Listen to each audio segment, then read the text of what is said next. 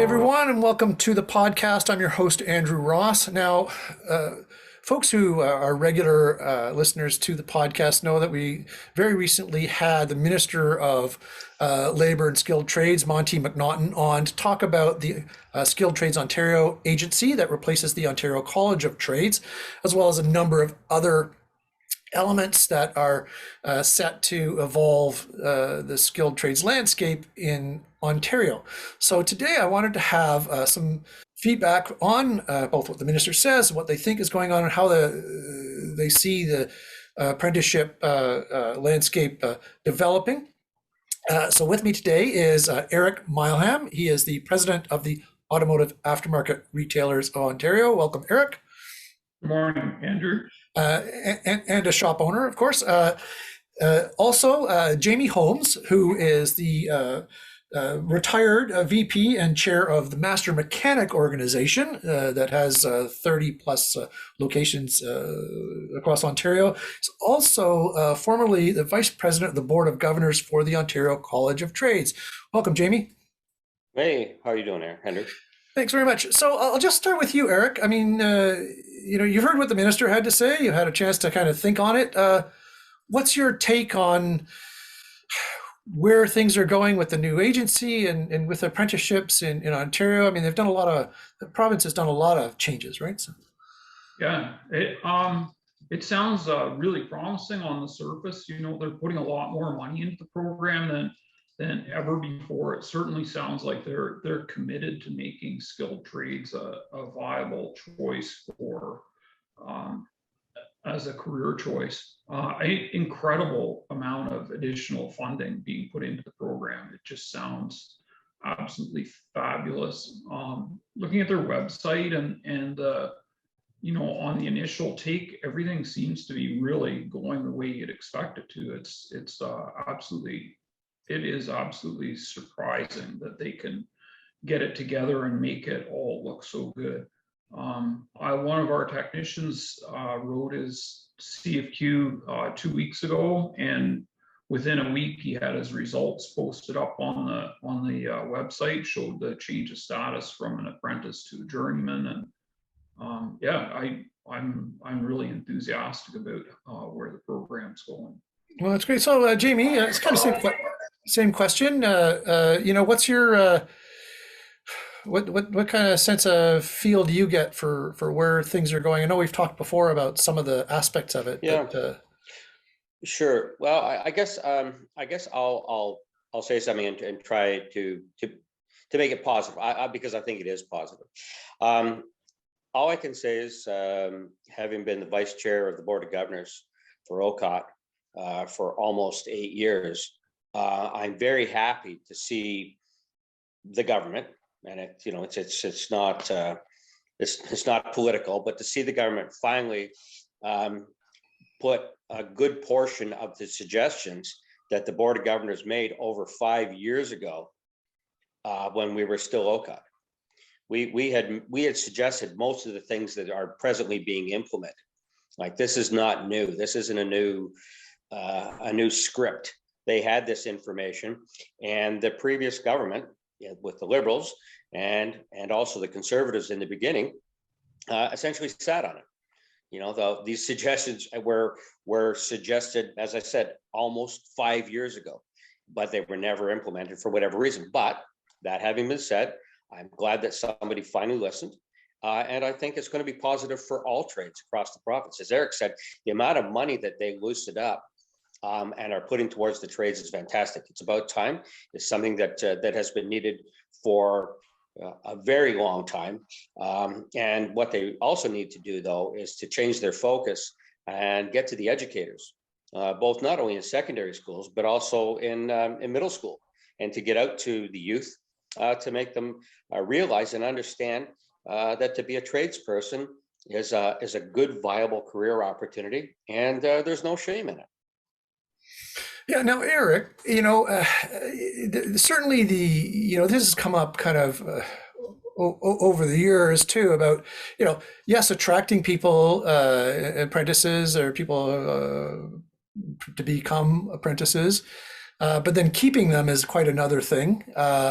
And the sort of on a second part of that is making sure that those apprentices that actually get through to the point where they're working in a shop or, proceeding to that point are actually prepared for that. Now, these are, all of the things that we kind of talked about with the minister. But in your take on it, I mean, what really needs to happen at the both high school and maybe earlier level to make sure that both the candidates are retained, but also that they're properly prepared, right? Yeah, yeah, and that requires engagement on the part of the high schools that are feeding the candidates into the system, right? And being able to identify the basic skill sets or knowledge that the student has, and be able to pass them on to an appropriate employer. We're pretty lucky in our town. We have two high schools in town, and both of them have, for us, automotive, pretty good automotive program instructors that they're really enthusiastic about getting the co-op students out there to try it. They're pretty good at pigeonholing the students into the right kind of position to try out as a co-op student. And I think that's a huge thing for the students to get a chance to actually try the job. Lots of people, hey, I like working on my car. I put a headlight bulb in it one time. That's a way different story than, working on a car every day, right? And, we often get people just out of the blue. They come in and they'll apply and they say, hey, you know what? I worked on my car once. I tightened a wheel nut because it was loose. And they think that gets them started on they have the right skill set to actually do the job, and it's not necessarily true. I think, and we've told our co-op teachers and shop teachers that we would like to see more people skills being taught to our students in the high school level, and they've taken that to heart, and they've put a lot of effort into making sure that they have better people skills, which is something that's been a bit of a problem in the last 10 years. It's starting to turn around now. Some of the things that we're encouraging them to talk to the students about now also is becoming a business owner. It's one thing to learn about the trade, construction or automotive or electrician or whatever it is, a hairdresser. Many of those people become business owners and they have absolutely no business skills whatsoever. And they've never had an opportunity to learn any business skills, because right at the get-go, oh, you want to be a mechanic? Okay, let's put you in a mechanics course, and then miss the opportunity to become business trained when they really should have right at the beginning. But those are some of the thoughts I have on the program, and looking at the change that they're talking about, the investment and the enforcement and additional people hired on the skills development side of it, or in the government part of it. I think that those are all viable options going forward. Right now, Jamie, Eric brought up the issue of the enforcement, not to soft pedal the other important issues on education that he did raise, but the area of enforcement was one that really got under the skin of or lack of enforcement for a lot of shops who make the investments or trying to get their apprentices to abide by the compliance, to comply with all the rules, making the effort, making a good honest effort to make sure they do things the right way. And then to hear that there was no enforcement for a long time, and that they had questions about it to begin with. Now that's being handled quite a bit differently now. I mean, what are your thoughts on that moving forward? Well, the issue with enforcement, actually, where the pushback came was from the construction industry, wasn't from our industry, okay? Because there were a lot of things that went on in construction where there were overlapping scopes of practice, and the various organizations had agreements that they would allow each other to do each other's work, and then There were other groups that said, no, that's not right. So they looked at OCOT to be the policeman and to undo these agreements and so on. And OCOT said, no, we're here to uphold the law. It's been in place forever and ever and ever. And this is what we're here. And the construction trades didn't want to hear that. However, as far as enforcement goes, OCOT, because of the pressure that was put on them, had to kind of back off and went to more of an education focus as opposed to, bringing the hammer down. Now, that isn't to say that they weren't going in shops where they didn't have a certified technician in place or whatever the case is, and giving them warning. And they did have the ability to ban them from being in the workplace practicing as a technician without being a registered apprentice or a certified journey person. In any case, and then when the wind down announcement was, or the undoing announcement was announced in 2018, we were told that enforcement and education was suspended. So the government even then said to us, hey, you know what? No more of that. No more of that. You're upsetting too many people because you're trying to make them follow the law of the province. And anyway, at the end of the day, you know what? Enforcement now is going to be done by the Ministry of Labor. They're used to dealing with union situations, which of course is a very rare animal in the automotive business. But one way or the other, they have said that they intend to crack down on uncertified journey people and make them either become certified or close them down. So I mean that does give me some hope that maybe there will be the ability to weed out the non-qualified from all the trades, not just ours, but for sure. I mean the thing is, all trades have a component of risk to the general public, and ours, fixing their vehicle and putting it on the road and so on, poses a great risk. So certification for us in our trades is extremely important. And as Eric said, to make sure that the people are there, they're educated properly, and they're doing it correctly is up to all of us as certified techs to make sure that continues to happen. Right. I mean, I think that's what we all want, and it's, I guess, to kind of use an old cliche, it only takes a couple of bad apples to really spoil things for a lot of folks, and absolutely, and that was one of the great things actually with the OCOT structure, is that the public and fellow trades and employers all had the opportunity to register complaints with OCOT, and these complaints were all investigated. And I know because I was the chair of the complaints committee for the province.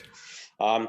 And we looked at lots and lots of complaints, and some of them were we called vexatious, meaning meaningless. They were just hot air. And there were some where the tradesperson was, a little bit offside, but not terrible. And there were some where they were really offside. And we then took those complaints and set them to the discipline committee, where the person could have resulted in the removal of their certificate of qualification in the most egregious situations. But I'm hoping that the ministry is going to keep on this, so that, as to use your phrase, the bad apples figure out that this doesn't fly. It's not right, and if you're not going to do the right thing, then you can't practice in the trade, period. Right. Yeah, I mean, I don't want to certainly end things on kind of a down note. So what are the promising things that you see, Eric, that you'd like to kind of highlight for when you look at this and you think, oh geez, hey, can I what can I tell prospective apprentices, and what kind of strikes you as some of that streamlining that might really make a difference? I think in most other provinces there's an interim testing program. I know from experience we often have people who become licensed technicians that were trained at we'll say an original equipment manufacturer dealership, and then have no real skills. They know how to change engine oil and maybe put wheels and tires on for seasonal changes, and maybe that's all their skill sets that have been developed. And then in the meantime, the trainer, the dealership's been getting the benefits of training a technician incentive back from the government in their tax rebate, but they're not actually training the technician. Maybe if we could put into place some interim training, we could identify the technicians that are qualified, and maybe the other ones that maybe should go back to whatever other job skills that they have within them that's not being a technician. I think that's something I'd really like to see in place now. Most other provinces do that in interim testing. So I think I hate to ask anybody not to become a technician, because we do certainly need more technicians, but we do need good technicians. This stuff is really complicated now. It's not simple stuff anymore. Right. Well, I mean, kind of appropriately segue here, Mark Lemay from Auto Aide, correct? Just joined us. I see he's been driving, and so no doubt has just found a signal. So thanks very much for getting into the podcast, Mark. Hope you're well. Just quickly on the training side. You probably see a lot of shops who are tied in knots sometimes about the level of quality of training and preparation that they're seeing out of the apprentice system. So where is that at? And do you see something in what's happening in Ontario that will help there? As far as training goes, we'll start with the kids that are coming out of our trade schools and that kind of stuff. They are definitely ill prepared for what's out there facing them. And then the other side of it is, most of them, once they get done with trade school, they don't do training. They don't do anything to sort of catch up. Like, I would estimate that maybe 10% of the technicians province-wide are doing anything with training. And have you had a chance to give a look-see into what the new Skilled Trades Ontario agency and the number of the other changes that are both proposed and in process within Ontario? I've looked at it a little bit. I know I just filled out an application with Diane Freeman for AARO for funding for these guys for next year, starting in the summer and stuff. To me, it looks like a lot of just the College of Trades. What needs to happen with it is they need to start tracking these technicians and apprentices to see where they're at, where the skills gaps are, and then somebody needs to go to, like, Joe Abbott or whatever at XYZ. We see that you're falling behind on these skills. Here are some options for you to get caught up. But nobody's doing that. Right. Well, it sounds, though, I mean, without kind of putting words into Skilled Trades Ontario's mouth or anything like that, but it sounds like there's some opportunity for folks in the industry to kind of get involved and maybe help mold some of those aspects, right? Yeah, and if they're smart, they will get stakeholders involved, like AARO, guys like JB Holmes, people that are actually sort of in the industry and doing this kind of stuff. The other thing that I felt for a long time that the industry needs is some kind of a mentorship program. We don't have that either. Right, to really formalize them. So I know a number of shops will have things in place, and organizations, but nothing is kind of formalized as part of that process, right? No, and I was just talking to Bruce Eccles yesterday. Jeff Taylor has sort of left the industry, which is very unfortunate, because there's a guy that's got a massive set of skills, and he's not passing them on to anybody. Right. And just for those who don't know, Bruce Eccles, of course, founder of Eccles Auto in Dundas, and a very well regarded shop even today. technician we're talking about, regularly top of the class for all the competitions and that. So Jeff was a well-known and highly regarded technician. So just for folks who don't know, and so it's a shame if he's in a situation where the industry can't gain from his long experience and guidance, right? So, yeah, so we're kind of out of time. But how many technicians like Jeff are out there that the same thing's going to happen? Like I'm 62. When I retire, that all goes away. Right. Retire. Yeah. Yes. That's a 4-letter word in the industry, so we can't spell either. I know our time is really coming quickly to a close. I know that I've had a little longer opportunity to talk to Eric and Jamie today, but Mark, maybe just a closing note from you. If there was one thing that somebody who's thinking about getting involved in the industry right now to be prepared, or things to talk about, folks who want to get involved to be prepared, what should they focus on? The electronics and the diagnostics. Those are the two problem areas. The industry doesn't have a problem fixing cars. If you tell a technician that he needs to replace X or rebuild this or whatever, that's not the issue. No shop is struggling in that area, at least. If there are any, it's very minuscule. The problem is the electronics and the diagnostics, and that's not being taught properly. And the number of guys that are updating their skills in those areas, very few. And that's where the problems are. It's the troubleshooting end of it that's the problem, not the fixing. Right. Really great point. Maybe some folks who have some interest in this and maybe some authority to make some decisions on that are listening and can take those sentiments to heart. I want to thank everybody for joining me on the podcast today. Eric from AARO, Jamie, retired but very involved, formerly with OCOT, likes what he sees, at least on the surface of things. And of course, Mark Lemay, trainer extraordinaire. Thank you, everybody, for joining us today. Take care of yourselves, take care of each other, and we'll catch you next time on the podcast. Take care.